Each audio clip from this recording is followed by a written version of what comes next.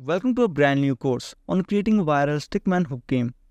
This game has over 100 million downloads on Google Play Store and more than 800,000 ratings on the App Store. By joining this course, you will learn the basics of the Unity and advanced C# programming. This course also will help you to make your own games in the future. Join this course to boost your coding skills and game development skills. See you inside. Hey guys, thank you for joining this course. This is the first video of this course. So let's begin. First thing first, we need to create a project. So open the Unity Hub, choose the editor version. I am choosing the latest LTS version. You can choose any Unity version, but if you are a beginner, then my advice is to choose Unity 2022. Now choose a template. We are making a 2D game, so I am choosing a 2D template. Now give your project a suitable name. Choose the location where you want to save your project and uncheck this option. We don't need this option. Now hit the button to create a project. Okay, this is the first look of our project. So here we are. Now the first thing we need to do is change the scene name. So select the sample scene and rename it. Also, I don't like to work in this default layout. So let's change it. Select the layout and I'm choosing the tall layout. You can choose any layout you like according to your preference. I like our hierarchy and our project tab on the left and our scene and game tab in the middle of the screen. It's not necessary to do so. If you want to use the default layout, you can. So, it's time to add some sprites to the game. Check out the resources folder and download it. Extract this folder, choose all the sprites and drag them into our project. Now, we need to customize some settings in our sprites. Select Stickman Sprite. Change sprite mode from single to multiple. Hit apply. Now open the sprite editor and hit the slice button. You can see the sprite editor automatically slices all the sprites. We need to change the name of these sprites, like select this sprite and give it a name called Paul. This one is Go. This one is Pack. This one is Stop. And this one is Win. Also, don't forget to change the paint point as well. Choose the sprite one by one and select the paint point and move it to the center of his head like this. Do this with all the sprites. So now hit the apply button and close this tab. As you can see, now we can use these sprites individually. Do the same thing with join sprite. Change the sprite mode from single to multiple and then open the sprite editor, hit apply, slice the sprites and then apply and close the tab.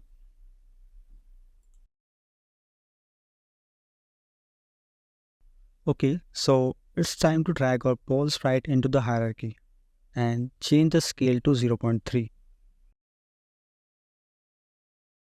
Select our main camera and change the camera size. Feel free to experiment with your own input values. Now, move the ball a little bit in the left direction and drag our background image into the hierarchy.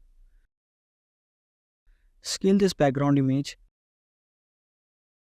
and set the order in layer to -10. You can make this image a child object of our main camera.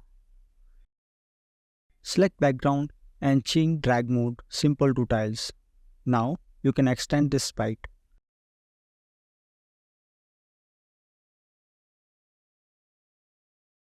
Create an empty game object. Rename it called Ankle. Create an empty child object and rename it called Joint. Under this object, add sprite renderer component. Choose this sprite and reduce the scaling to 0.3. Inside our joint, create an empty child. Rename it called rigid body and Add a rigid body 2D component here. Also, freeze the X and Y position of this rigid body. We can create one more empty game object called dash line. Inside this, add sprite renderer component and choose the dash line sprite. Also, choose the color to black and just scale it.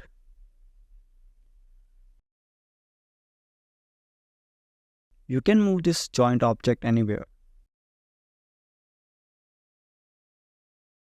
I am just duplicating this object and move it here. That's fine. Okay, now it's time to create some scripts. So, create an empty folder called script. Now right click, create a C# script called stickman, create another script called joint.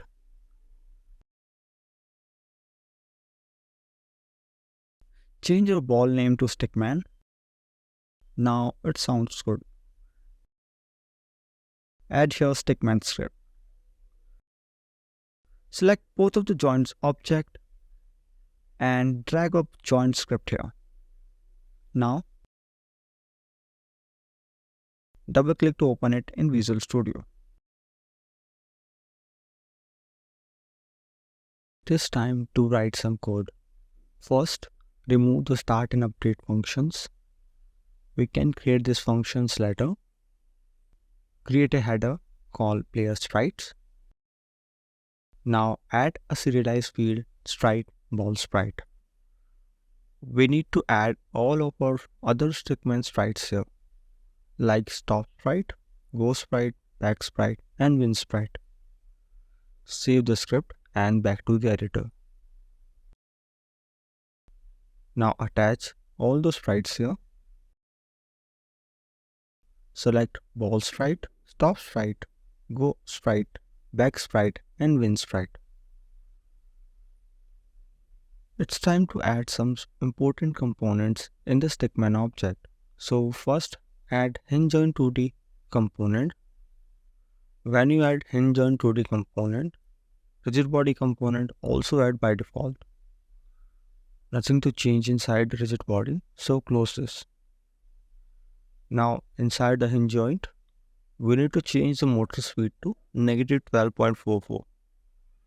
You can customize these values according to your gameplay experience. You don't need to blindly follow all these values. That's the way you learn more about game development. Uncheck this component. We can make it active using our script.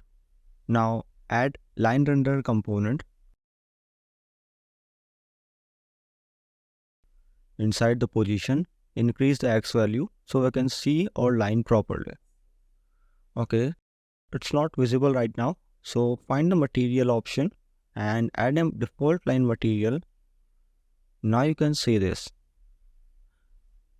Our line is too thick, so change the width. And inside the position, change the X value to 0 again. That's it for the line render. Now add a circle collider 2D and check the collider is attached properly to the stickman object. That's perfect.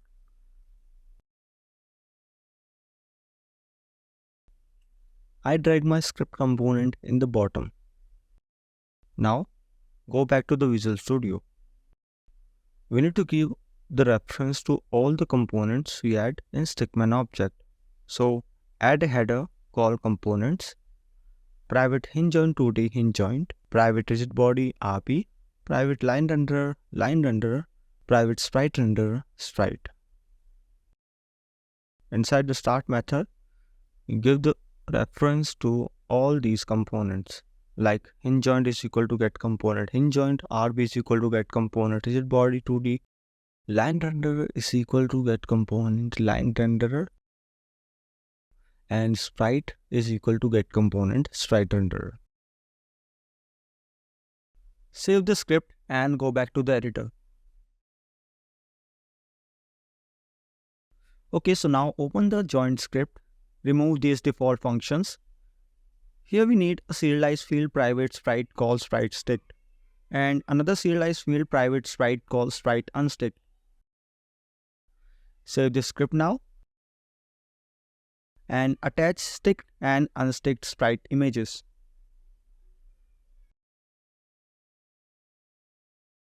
Now open the script again and add private sprite renderer, and private game object called dashline. Inside the start method, give the reference to the sprite renderer and also give the reference to our dashline. Our dashline is equal to gameObject.transform.getChild1.gameObject. Now create two public functions, setSticked and setUnsticked.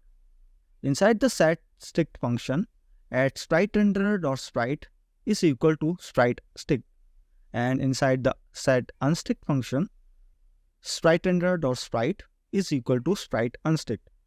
Now create a private boolean variable called sticked and set is to false. Add this variable in the setSticked function, make it true here, and inside the setUnsticked function, make this variable false. Now create two more functions. One is public void selected and the other one is public void unselected. Inside the selected function, check if sticked is not equal to true, then here we can add a function related to the dashline show. Else, our dashline.transform.local scale is equal to vector3.0. Same, copy this line and add it inside the unselected function. Now create a enumerator function called selectingJoint and add this function to the unselected method. Also, add it in the selected method. Inside the selectingJoint, add a float variable time and set this to equal to 0. Add vector3 variable called startScale and set this to vector3.0. Add another vector3 and scale. This one is equal to new vector3 1.13. Here 1.13 is the present scale value of our dashline object. Now check while time is less than or equal to. Okay, so here we need to add a serialized field private float variable called animTime and set this to 0.1. Add another serialized field private animation curve and call it animation curve. Now inside the selectingJoint, add animTime variable here. Here we increase our time plus equal to time.delta time and add dashline.transform.local scale is equal to vector3.lerp, start scale, end scale, and animation curve.evaluate time. And don't forget to call yield return null. Okay, that's enough for the join script. Save the script and back to the editor. Select both of the joint object and open the animation curve. Select this curve and edit it. Right click here and select edit key and add time to 0.199 and value to 1.600.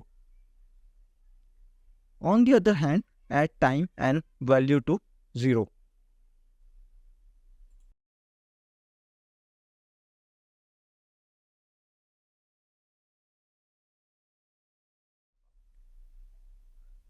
Now open the stickman script, create a header called anchor and serialize field private game object called anchor and give it a reference to it in the start method anchor.transform.getChild.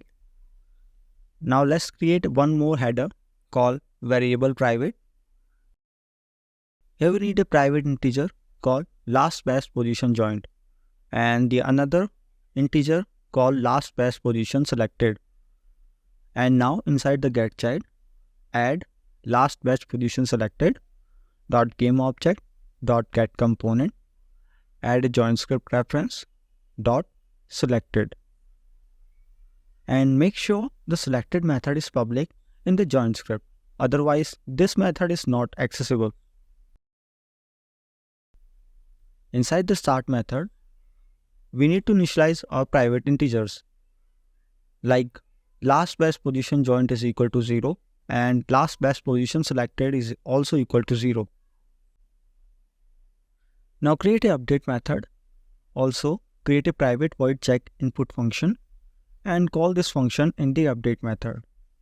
Inside this function, check if input.get mouse button down or input.get key down, keycode.space or input.touch count is greater than 0 and create another integer call int touches and add touches is equal to 0.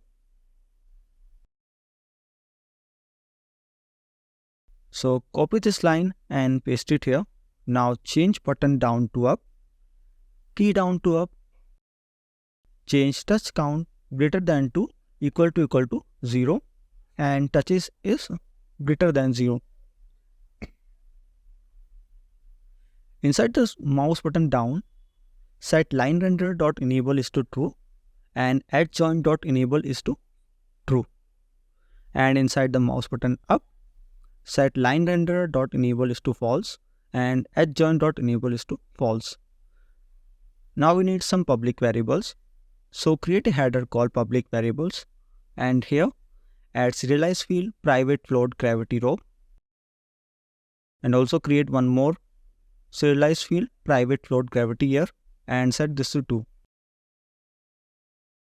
and set this to 0.5. Now inside the mouse button up function, set rb.gravity scale is equal to gravity rope and inside the button up, set our rb.gravity scale to gravity year. Now we need to create a logic to connect our joint rb to hinge. So add joint.connectedBody is equal to anchor.transform.getChild. Now create two private variables, private integer best position and private float best distance. Now add here best position.transform.getChild 0.gameObject.getComponent.rigidBody2D. By default, our best position at the start is 0. So we find the first joint and then inside the joint we find the rigid body which is present at the 0 index.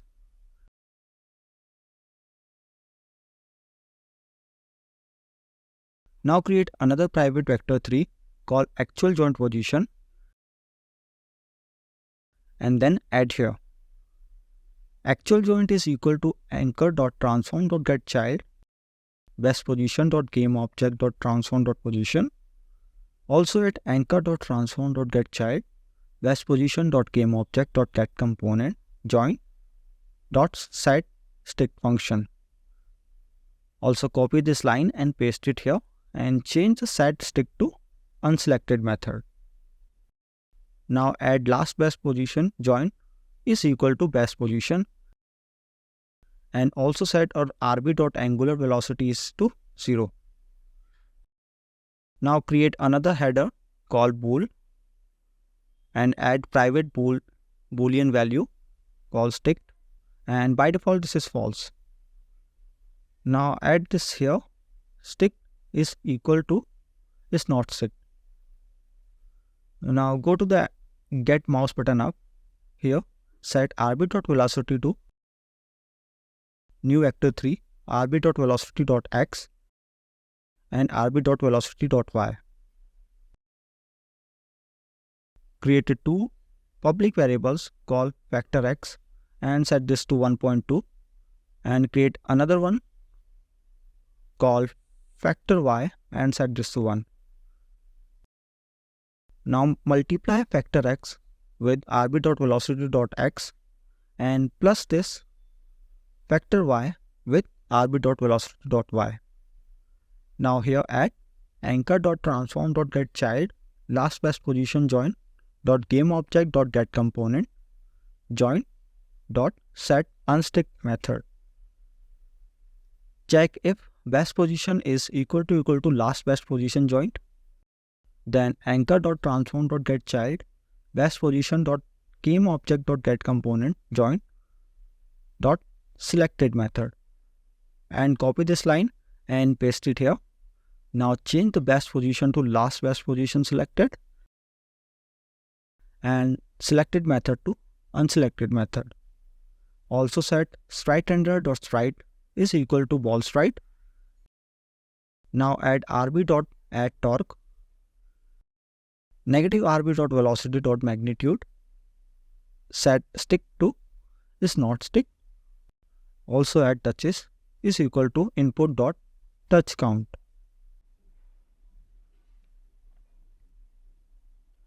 Okay, so that's it for the check input function. Now inside the update, add a for loop.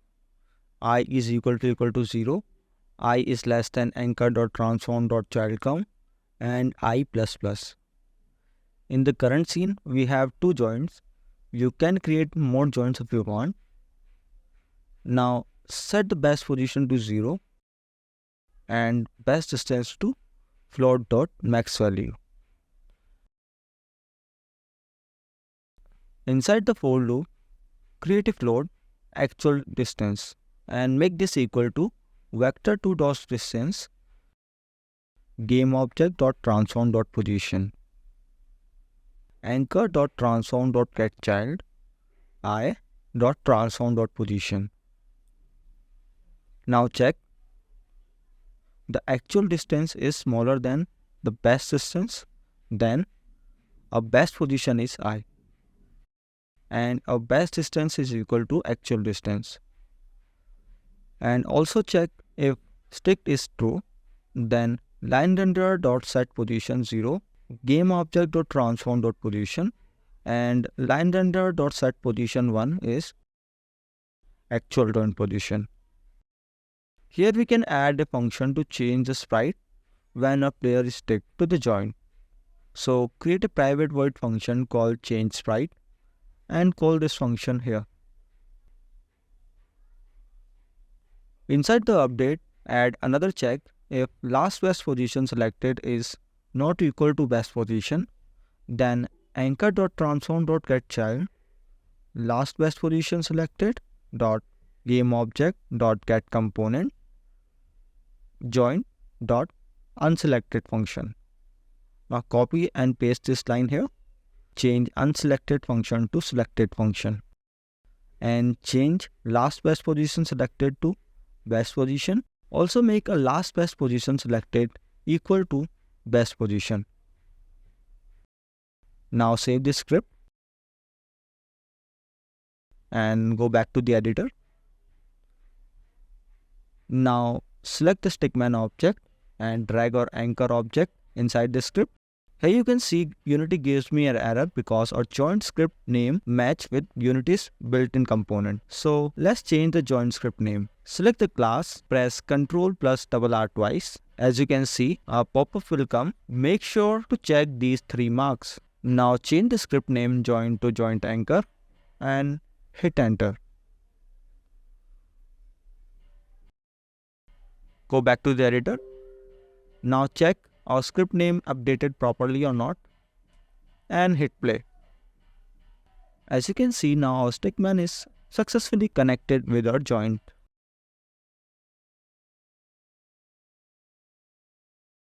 So as you can see there is a problem. So now open the stickman script again and make sure you can place this line of code outside this check statement. Save. Now open the joint anchor script. Here, find unsticked function and call here unselected function. Save the script and back to the Unity. Now select stickman object, open the sprite render component and change order in layer to 1. Now hit the play button. As you can see now this is working properly. If you have any problem, feel free to ask, and you can also check out the source code as well if you are facing any errors. It's time to animate our player. So open the stickman script. We already write a function named change sprite and it is called here. So it's time to write a logic inside this function. First, we need to check if rb.velocity.x is greater than 0, then we don't need to flip our sprite. So write sprite renderer.flipx is equal to false, and we need to set this to true. As you know, our player sprite by default looking in the right direction. So that's why we need to flip the sprite when player move back to the left direction.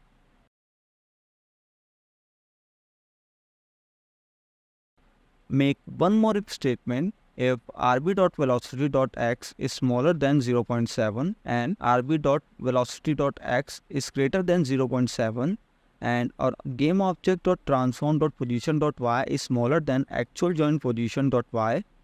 If this statement is true, then set or sprite renderer.sprite is to stop sprite. Else, if rb.velocity.y is smaller than 0, then set our sprite renderer.sprite to go sprite. Else, set sprite renderer.sprite to back sprite. Now save the script and go to the Unity. Oh, there is some issue. Open the script again. Here we need to create a public vector3 locate2d function, and it's need a vector3 parameter called vec. Inside this, return new vector3 gameObject.transform.EulerAngle.x, gameObject.transform.EulerAngle.y, and vector2.signAngle, vector2.up, and vec. Now call this function here. GameObject.transform.EulerAngle is equal to locate2d actual join position minus GameObject.transform.position. Now save the script, go to the Unity and hit play. As you can see now, this works properly.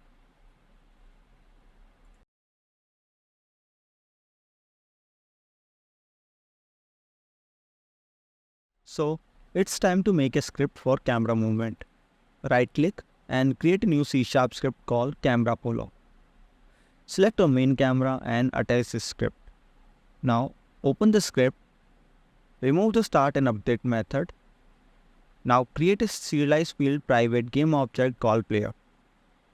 Create another serialized field private float called speed. Add private rigid body component, call this player RB. And create a start method and give the reference to the player RB. Player RB is equal to player.getComponent and rigid body. Now set GameObject.transform.position is equal to new vector3 player.transform.position.x, GameObject.transform.position.y, and GameObject.transform.position.z. Now create an update method. Inside update, check player rb.velocity.x is greater than 0, and else if player rb.velocity.x is smaller than 0, then so here we need couple of variables like public float offset, public float max offset, public float min x and max x. I am just hiding the offset for now. Now go to the start method and set our offset to 0. And inside the update method, write offset plus equal to time.delta time multiply with speed. Check if offset is greater than max offset, then offset is equal to max offset. And inside the else if function, set offset is negative equal to time.delta time multiply with speed. And check if offset is smaller than negative max offset, then offset is equal to negative max offset. Now create a float called next x, and this one is equal to player.transform.position.x plus offset. Check here. If next x is smaller than min x, then next x is equal to min x. Same as it is. If next x is greater than max x, then next x is equal to max x. Now set GameObject.transform.position is equal to new vector 3 next x and GameObject.transform.position.y and GameObject.transform.position.z. Now save the script and go back to the editor. Now drag our stickman object here. Set speed to 0.3, set max offset to 1.2, set min x to negative 1.5 and max x to 10,000 or even above. Add more joints in the scene by just duplicating the previous joints and set this in the scene. Now hit play. As you can see, a camera follow script is working properly now.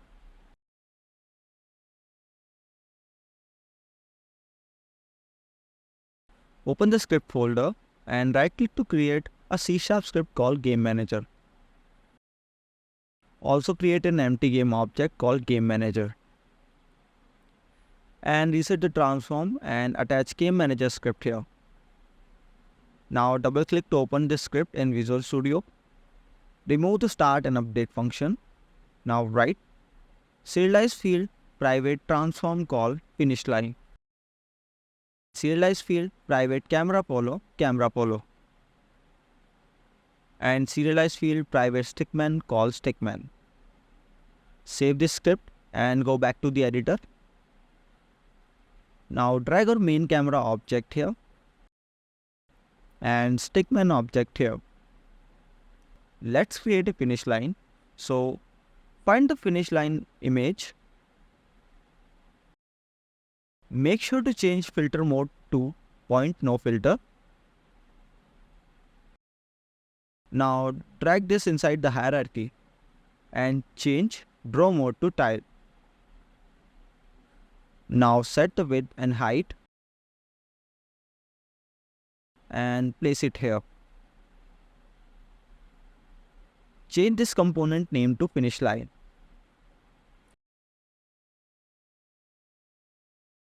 Now select Game Manager and drag our dash line object here. Go back to the Visual Studio. Add serialize field private game object called player and serialize field private game object called particle effect. Create a start method and write stickman is equal to player.getComponent stickman.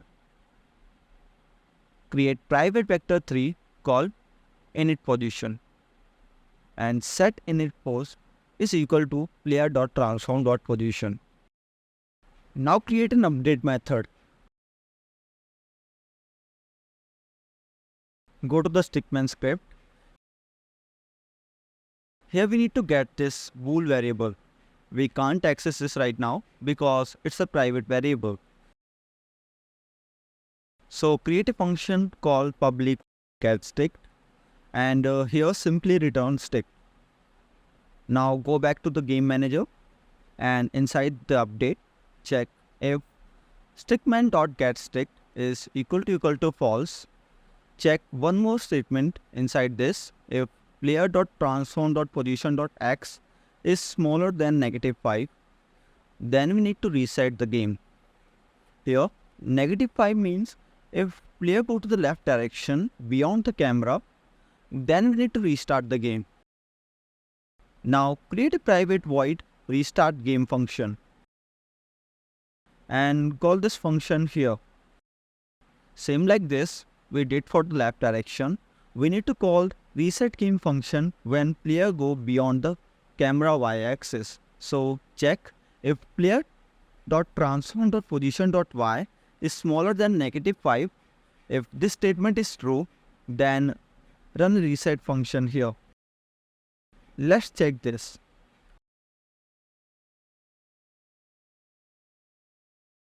So I like -6 instead of -5. Now let's create a win logic. So check if finish line.position.x is smaller than player.transform.position.x and create a private bool won and add here. Don't forget this exclamation mark and set the won is true here. Now create a private void win function and call it here. Now open the stickman script, create a public void reset, set vector 3 parameter call init position. Here set rb.velocity is equal to vector 2.0, rb.angular velocity to 0, game object.transform.position to init position, game object.transform.rotation to new quaternion 0 0 0 0.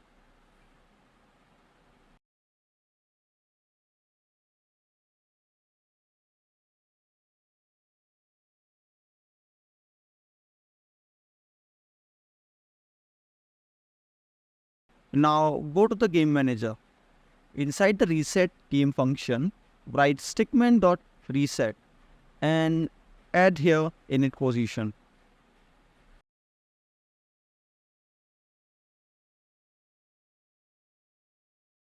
So this is it for the reset game logic. Now let's write a win logic inside the win function. So when player passes the finish line, we need to slow his movement, play the particle effect, slow camera movement and finish the level. So let's tackle this one by one. First, let's add a particle effect.set active to true. Also, set particle effect.transform.parent is to null. Now create a enumerator finish level function. Here, write return new and wait for at least 3 seconds. And add scene manager.load scene, add index to 0, which is the current scene right now, and call this function here. Now let's slow the player movement. So save the script and go to the stickman script. Create a public void win with float parameter called speedwin.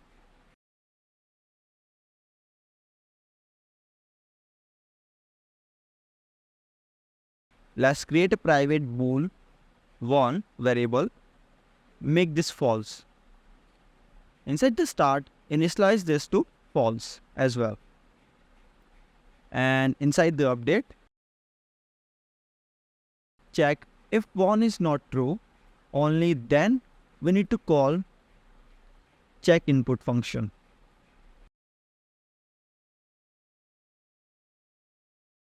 Now inside the win function, set won is true and sprite render.flipx is equal to false. rb.gravity scale to 0 and game object.transform.euler angles is equal to locate 2D and rb.velocity, or rb.velocity is equal to rb.velocity.normalize multiply with speed win, and rb.angular velocity is to 0. And at the last, set sprite render.sprite is to win sprite. Now call this function in the game manager. stickman.win. Now create a serialized field private float speed on win and add this variable here. Let's slow the camera movement. So open the camera follow script, create a public void win. Inside this, set the max offset to 0, game object.transform.position is equal to new vector 3 player.transform.position.x, player.transform.position.y and gameObject.transform.position.z. Now write camera, call this cam and get the camera component here. Now set cam.orthographic size divide equal to 2.5. Create public float orthographic size after win and set this to 2.5. Now add this variable instead of this hard value. Save the script and go to the game manager. Now call camera follow dot win function. That's it. Save the script and go to the Unity. Select the game manager object. Actually, we don't need to serialize the stickman reference here, so remove the serialize field.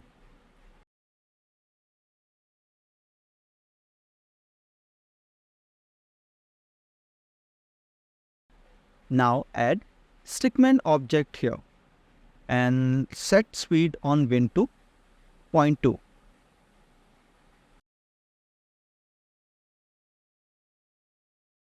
Now right click in the hierarchy and add a particle effect here. Also drag particle object inside the game manager. We can create an effect later, but first let's test the game. So as you can see, now it's working. You can customize the finish line and move it anywhere in the X direction.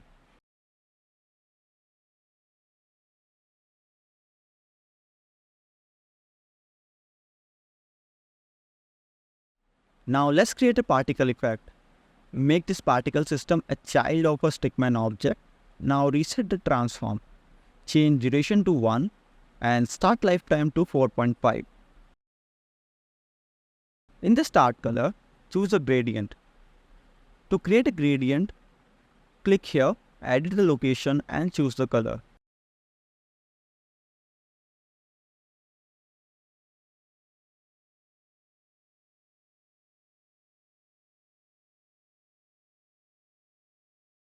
Now close the tab. Change the simulation speed to 3, emitter velocity, rigid body to transform and set max particle to 300. Now open the renderer. Go to the material and choose sprite default material. Now set the rotation to -60, 270 and -180 and Z position to 1. Also reduce the X scale to 0.1 and Y and Z scale to 0.5 and disable this object. Now hit play.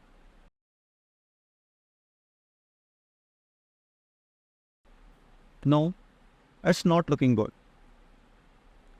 Okay, so free this object, enable it and change the scale to 0.1, 0.1, 0.1. Now once again make this child of a stickman object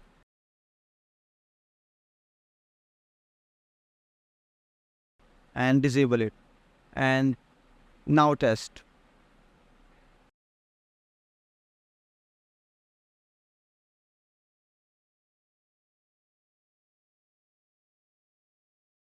Okay, so now it's look good.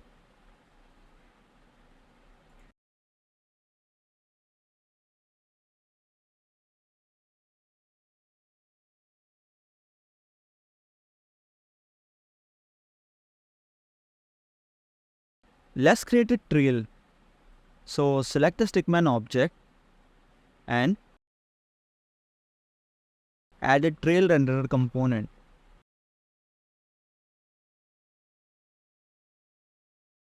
Now set the width like this.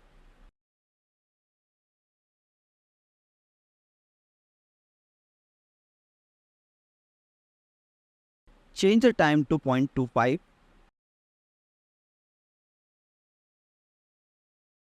and select the default particle system material.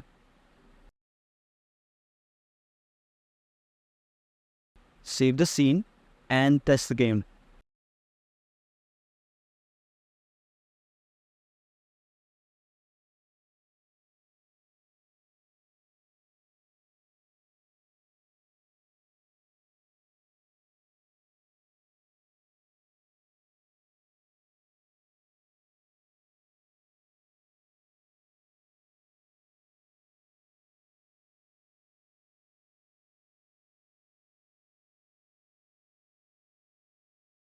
Okay, so it looks good.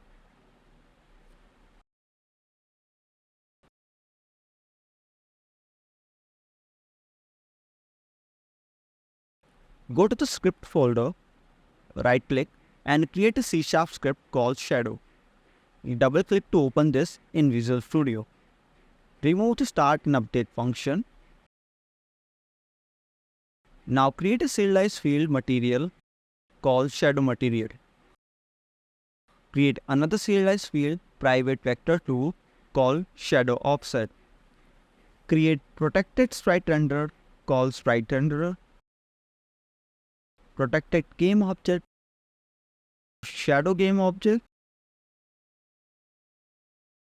Protected sprite renderer, shadow sprite renderer. Now create a start function. Inside this function, give the reference to a sprite renderer.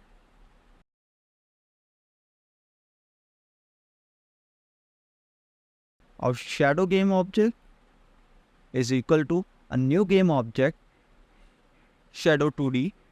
Make sure to write the same name. Also write shadow sprite renderer is equal to shadow game object dot component sprite renderer, and shadow sprite renderer dot sprite is equal to sprite renderer dot sprite, and shadow sprite renderer dot material is equal to shadow material, and shadow sprite renderer dot sorting layer name is equal to sprite renderer dot sorting layer name, and shadow sprite renderer dot sorting order is equal to sprite renderer dot sorting order.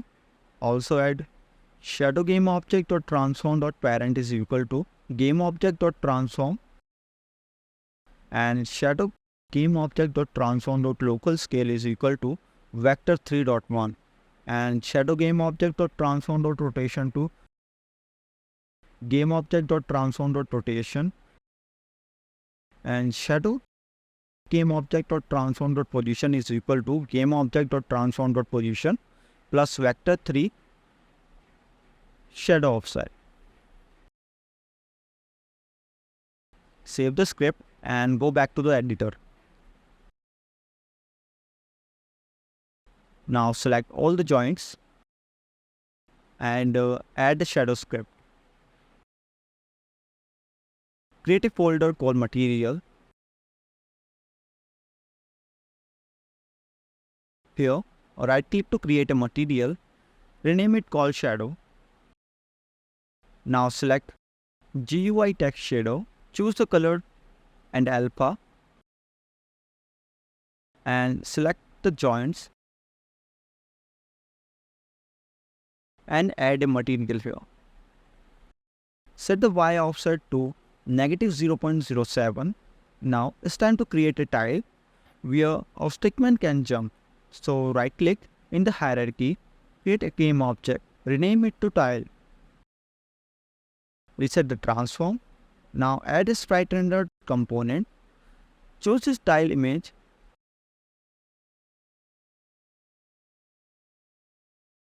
Resize it to 0.5. Now add a shadow script here and Y offset value to -0.07 and choose this material and test.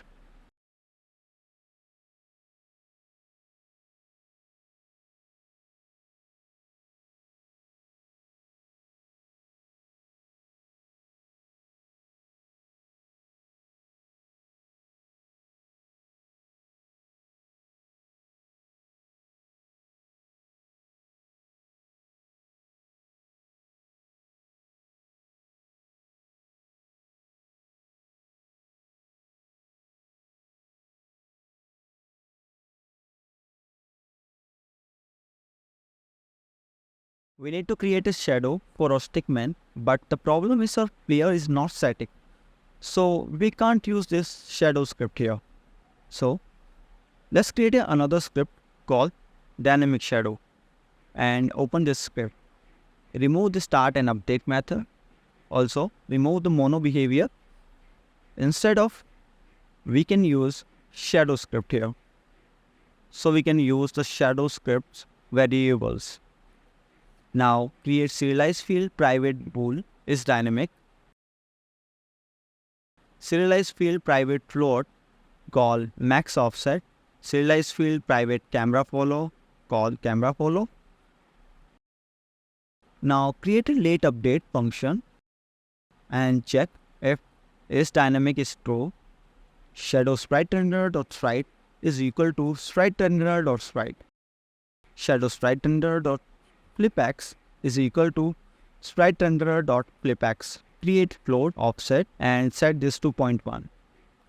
Now check if camera follow dot max offset is not equal to 0, then offset is equal to camera follow dot offset divided with camera follow dot max multiply with max offset and multiply with 100. Now set offset divided equal to 100 and set shadow game object dot transform dot position is equal to game object dot transform dot position plus new vector 3. Open the shadow script and remove the serialized field private instead of use public in shadow offset, because we need to use this inside our dynamic script.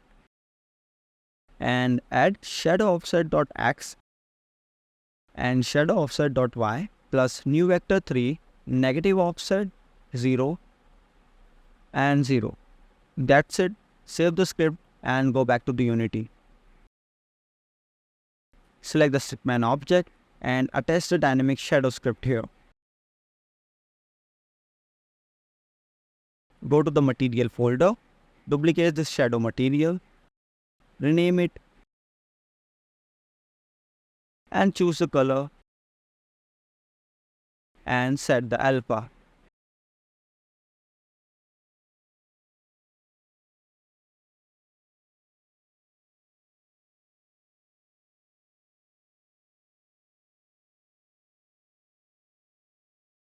Now attach this material with the script. Check this dynamic option, set shadow offset to negative 0.01 and max offset to 0.1. Select the main camera and drag it here. Okay, so save the scene and hit play. Shadow offset dot y is too low right now, so change this to negative 0.07. Feel free to choose the color and the shadow offset according to yourself.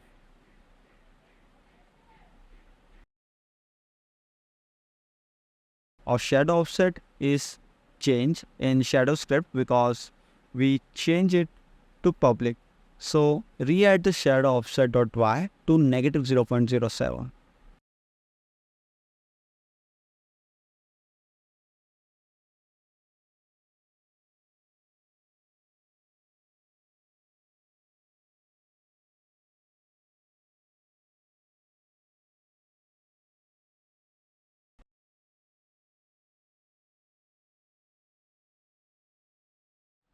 So it's time to create a logic for our tiles. We already created a tile. Now we need to add a capsule collider 2D in it. Inside this, change the direction vertical to horizontal and make sure our collider set properly.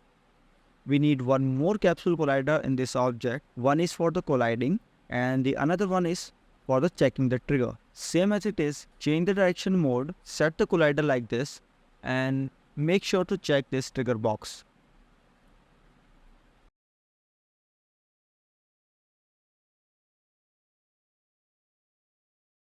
Now create a folder called animation. Select the tile and go to the Windows. Now select the animation. Hit the create button Select the location and rename and save. Now hit the record button. Make sure you select the tile object. Move the animation bar and reduce the Y scale a little bit. Again, move the bar and increase the Y scale. At the last time, move the bar and set the Y scale back to its original scale. Now hit play and see. Yeah, it looks good, but let's change this keyframe. Increase the X scale in this key. Yeah, it's good. So this animation looks slow for me. We can make this animation fast by just reducing the length of these keyframes. Now select all the keyframes, right click and select both tangent to linear. Now select the animation clip and uncheck loop time. Double click here to open an animator window. Now right click and create an empty state. Rename it called idle. And make this empty state a default state. Now again right click and make a transition to tile animation. Make another transition tile animation to idle state. Select the parameter. Select the trigger parameter. Set the name to touched and select this transition. Now click on this plus icon and remove the has exit time. So our animation is set. Now it's time to call this animation whenever they collide with the tile. So go to the script folder, right click to create a new C# script called tile. Attach the script and double click to open it. Now remove the start and update function and create a private animator called anim. Inside the start function, give the reference to the anim. Create private void on trigger 2D function. Rename this to other. Inside this function, write anim.setTrigger. Add a string called touched. Make sure to write the name correctly or just copy this name from here and paste it. Now save the script and go back to the editor. Now one last thing we need to do is go to the material folder, right click create 2D, add a physics material 2D, rename it called bounce and set bounciness to 1.2 and the friction to 0. Now select the tile object, open the capsule collider and drag our physics material here.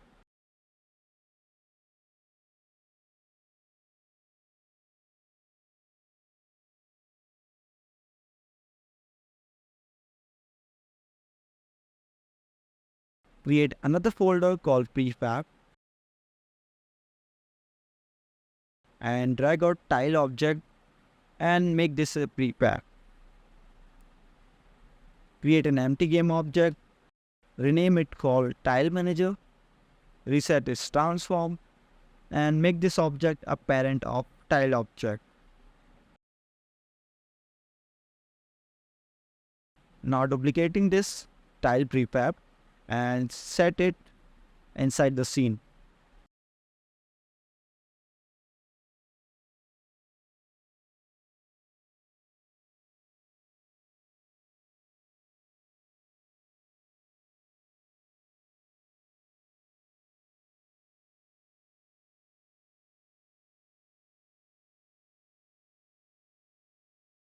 So now it's time to check the final outcome. So this is the final outcome. We made it.